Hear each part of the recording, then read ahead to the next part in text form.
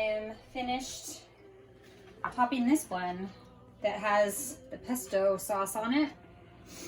And I only had enough pesto sauce for one. So all I did was covered it with the pesto, and then I put some cheese and then layered it with pepperoni, you know, regular pizza making. So now my oven is at 475 degrees, so it's screaming hot. It's very, very important to have it preheated. And I'm just gonna shove it in and use the cookie sheet as a peel. And I'm not gonna incorporate any steam the way that I did sourdough. I'm just gonna grab the pan here, shove, shove, shove, shove gently, and that's it. I'm going to set the timer for 6 minutes.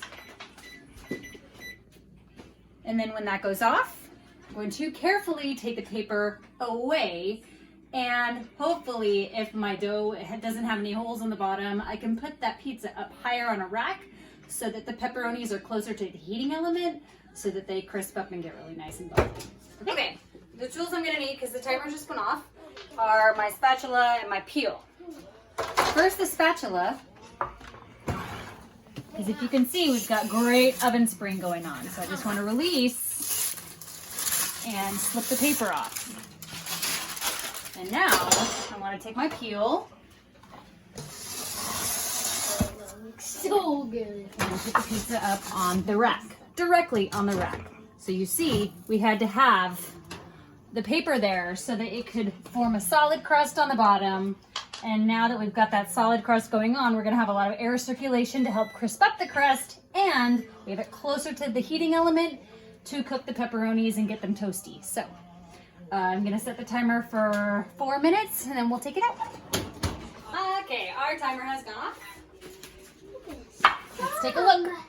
It's a thumb. Oh my goodness. What? Are we zooming in on this? Oh, thank you so much. Oh, yeah, baby. Come over here. Wait, that's hot. Now, if you want an extra nice finish, Add some bacon.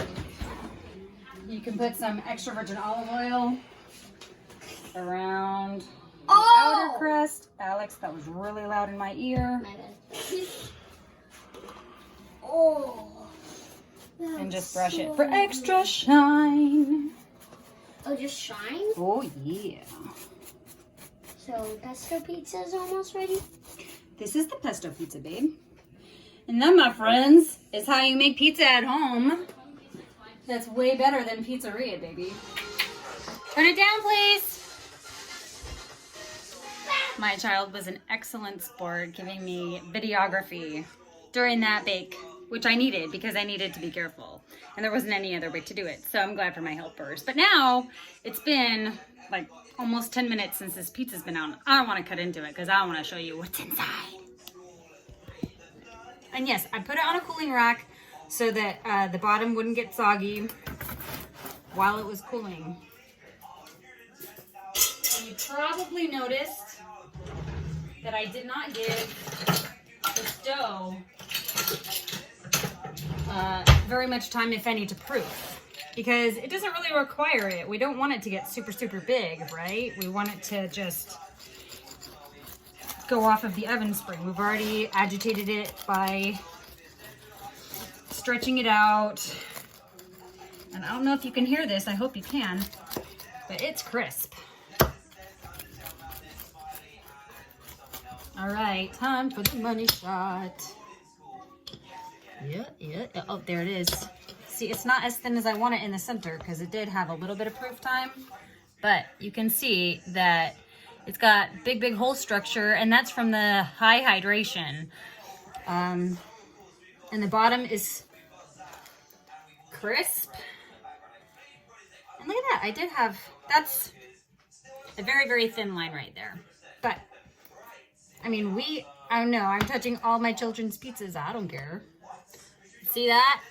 This is what it's all about. And I did this at home, guys. And you can do it at home, too. You need the tools. You got the recipe. I showed you how to do it. Now you can have pizza at home. That's way better than takeout. Way better than frozen. I mean, this is what the joy is. So please, I hope that you have joy, because I hope that you try this. And if you do, let me know. And I would be more than happy to walk you through it and answer any questions you have. So that's our pizza.